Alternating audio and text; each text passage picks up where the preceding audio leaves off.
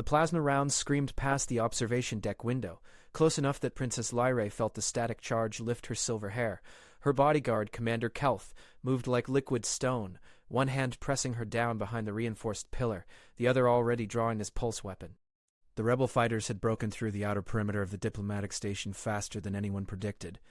They wanted her dead. They wanted to end the peace accords before ink touched paper. "Stay low, Highness." Kelth's voice carried no panic, just the trained calm of a soldier who'd survived 30 campaigns. His secondary eyes scanned the corridor while his primary pair never left the shattered window. Lyrae's breath came fast but controlled. At 16 cycles, she'd been trained for this, taught that royalty meant duty, not safety. But knowing and experiencing were galaxies apart. The acrid smell of melted durasteel filled her nostrils. Somewhere below, screams echoed through the station's ventilation system. Then she saw him. Through the smoke and chaos, a human warrior fought in the main concourse 3 levels down. She shouldn't have been able to see his face from this distance, but the station's emergency lights caught him perfectly. Brown skin slick with sweat, dark eyes focused with predatory intensity, movements economical and devastating. He fought alone against 6 attackers, and he was winning. But that wasn't what froze her heart in her chest. She knew that face. The strong jaw, the specific pattern of old scars along his left temple, the way he moved, weighed forward, always protecting his right side where an old injury must have never fully healed. "Commander Kelth," she whispered, her voice suddenly small. "That human warrior. Do you see him?" And in that instant, Lyrae understood that her bodyguard wasn't just watching a stranger. The minute tensing of his shoulders, the way his weapon hand trembled once before steadying. These were signs she'd learned to read in the 12 years Kelth had protected her family. The human drove his blade, a primitive weapon, eerily out of place among plasma rifles, through the last attacker's thorax. The enemy dropped. The human turned, and even from this distance, Lyrae saw him scanning for the next threat with mechanical precision. "We need to move, Highness." Kelth's voice remained steady, but something underneath had shifted. "The secondary escape route. Who is he?" Lyra demanded. "Not the time." She knew it wasn't the time. But the human's face superimposed itself over half-remembered fragments. A laugh she'd heard as a child, strong hands lifting her onto broad shoulders, the smell of human sweat and something else, something warm and safe. "Now, Highness, somewhere a reactor containment field had failed. They had minutes, maybe less." Kelth pulled her toward the emergency shaft, his grip firm but never painful. Professional. Always professional. But Lyrae looked back. The human was helping wounded station personnel, civilian and military alike. He moved among them with surprising gentleness, his lethal efficiency transformed into careful precision. He lifted a Velcrin merchant who must have outweighed him by half, settling the alien across his shoulders with practiced ease. Then he looked up. Their eyes met across the chaos and distance. His face didn't change. He didn't wave or signal. He simply looked at her for 3 seconds that stretched into eternity, then returned to the wounded. But Lyrae had seen. In those dark eyes, she'd seen recognition. The emergency shaft door hissed open. Kelth guided her inside with one hand while securing the entrance with the other. The small space barely fit them both. As the door sealed, cutting off the sounds of battle, Lyrae found her voice. "He looked like my father." Kelth's silence was answer enough. "Not similar." Not reminiscent. Lyrae turned in the cramped space to face her bodyguard. Identical. Down to the scars. Down to the way he favored his right side. The shaft began its descent, emergency lighting painting Kelth's 4 eyes in alternating shadow and blue. His mandibles worked soundlessly, a sign of deep stress in his species. "Commander, my father died 7 years ago. I stood at his pyre. I watched the flames take him." Her voice remained steady through training alone. "So tell me why a human warrior who could be his twin fights in this station on this day when assassins just happened to find me?" "I don't know, Highness." The lie sat awkwardly in Kelth's mouth. He'd never lied to her before. Not once in 12 years. The shaft jolted to a halt. Wrong level. They should have descended 10 more floors to reach the secure hangar. Kelth's weapon came up instantly, his body shifting to shield her from the door. When it opened, Lyrae's mother stood in the corridor beyond. Queen Sereth looked like war-given form. Her ceremonial robes were scorched, her crown missing, but her bearing remained absolute. Behind her, the Queen's shadow guard elite warriors who'd sworn blood oaths formed a defensive perimeter. Their weapons were drawn, but not aimed at threats ahead. They were aimed at the shaft, At Kelth. At Lyrae. Mother? The word came out smaller than Lyrae intended. The queen's face could have been carved from the same stone as the palace back home. Step away from my daughter, Commander Kelth. Didn't lower his weapon. Didn't speak. I won't ask twice. I serve the princess, your majesty, as I have always served the royal family. Kelth's secondary eyes tracked each guard while his primary pair held the queen's gaze.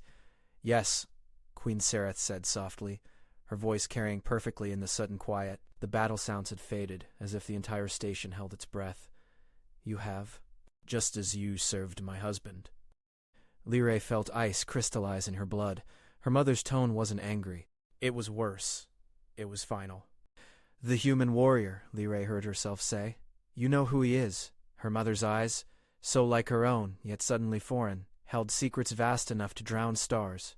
Yes. And Lyrae's world began to crack. The queen stepped forward, her guards moving in perfect synchronization. Come here, my daughter. We have very little time, and there are truths that can no longer hide in shadows. Kelth's weapon hand trembled again. Just once. Then he slowly, with infinite reluctance, lowered his pulse rifle. Forgive me, Highness, he whispered to Lyrae. For everything. Lyrae looked between her bodyguard and her mother. The station trembled with renewed explosions. Somewhere above, that human warrior still fought, a ghost wearing her father's face, and in the space between heartbeats, she understood that the real battle had just begun. The queen extended one hand toward her daughter. Come, and I will tell you about the day your father died. Or rather, the day we all chose to let him. Lyrae didn't take her mother's hand. Instead, she stepped past Kelth, past the guards, until she stood alone in the corridor. The queen's expression flickered. Surprise, perhaps, or recognition of something familiar in her daughter's defiance. The rebel attack, Lyrae said quietly. It wasn't random, was it? No. The queen gestured, and her guards holstered their weapons with practiced precision, though the rebels believe it was their own planning. They've been manipulated for months, fed intelligence, given access codes, all to create this exact scenario. Why? The word tasted like ash. Because your father's last service to this kingdom was supposed to be permanent. The queen moved past Lyrae toward a sealed door that didn't appear on any station schematic. Her palm pressed against the scanner, and mechanisms whirred. Because some decisions, once made, can never be unmade, only managed. The door opened onto a medical bay, not the station's official facility, but something private, clandestine. A single occupied bed dominated the room, surrounded by monitors displaying vital signs in human notation, and in that bed, unconscious but alive, lay another human. He looked nothing like the warrior 3 levels up. This one was older, graying, his face soft with recent injury, but the bone structure underneath, the shape of his hands. Lyrae's analytical training kicked in despite her shock. Gene sculpting. Probably months of careful surgical alteration. This man, the queen said, arrived on the station 2 days ago. He calls himself Marcus Chen, a civilian contractor. His credentials are impeccable. His background check flawless. She paused. All of it fabricated by the Royal Intelligence Service. I don't understand. You will. The queen's hand touched a control panel and a holographic display materialized. It showed medical scans, DNA sequences, biological markers. Your father wasn't Velcrin, Lyrae. You know this. He was human, adopted into our culture, elevated to consort when he and I fell in love. It caused complications. The traditionalist faction, Lyrae breathed. They never accepted him. They tolerated him while he lived. But they swore that no heir of mixed blood would ever rule. The queen's voice remained level, but her hands clenched. 7 years ago, they made their move. Not with assassins. With politics. A treaty clause, buried deep in documents we needed to sign to prevent a war. Clause 247, subsection 9, no ruler may sit whose bloodline includes human genetic markers within 2 generations. The succession would have been forfeit, our bloodline delegitimized. The throne would pass to my cousin, who leads the traditionalist faction.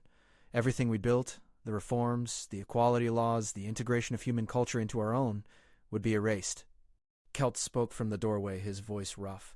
So we gave them what they wanted. We gave them Prince Kaiden's death. The queen nodded once. He volunteered.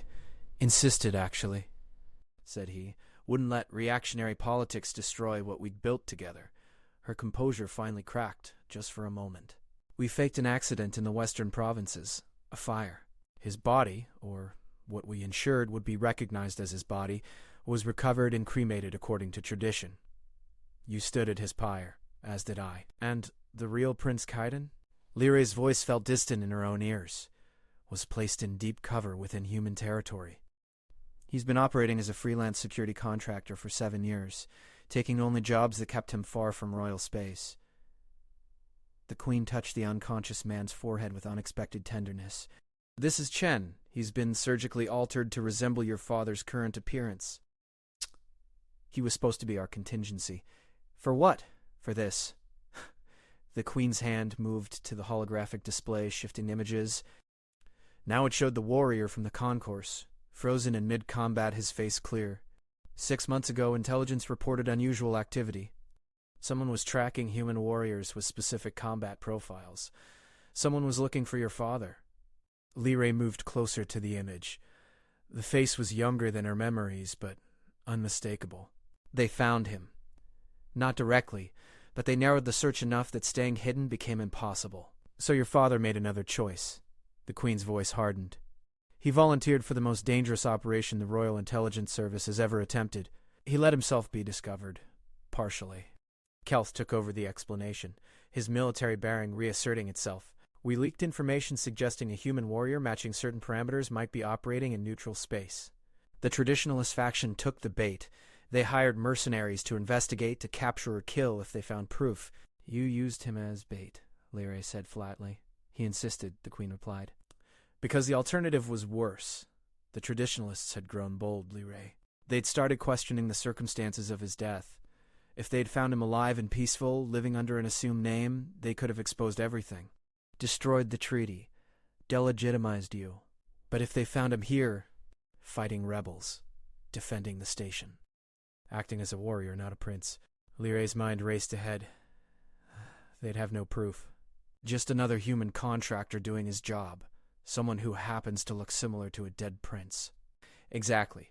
And Chen was meant to be the distraction? A human, matching your father's build and approximate features, in the open, with documented credentials. Anyone investigating would find Chen first and assume any resemblance to Prince Kaiden was coincidental. The monitors beside Chen's bed began alarming. Medical staff Lyra hadn't noticed before moved with urgent efficiency, adjusting medications, checking readings. The Queen watched with clinical attention. What happened to him? Lyra asked. The rebels had inside help. Someone on this station knew about Chen, knew what he represented. They targeted him specifically, tried to kill him before the main attack. The Queen's jaw tightened. They nearly succeeded, which meant your father had to step out of the shadows earlier than planned. Lyra looked at the holographic image of her father. Alive, fighting, impossibly present. He saved me. When those plasma rounds came through the window, he was drawing their fire from below. Your father, the Queen said softly, has been protecting you from the moment you were born. That has never changed. An explosion rocked the station. Closer this time. The medical equipment swayed but held. Kelth's hand went to his communicator, listening to encrypted traffic. His expression darkened. Your Majesty, we have a problem. The rebel forces are withdrawing, but they're leaving something behind. The station's main reactor, they've compromised the containment protocols.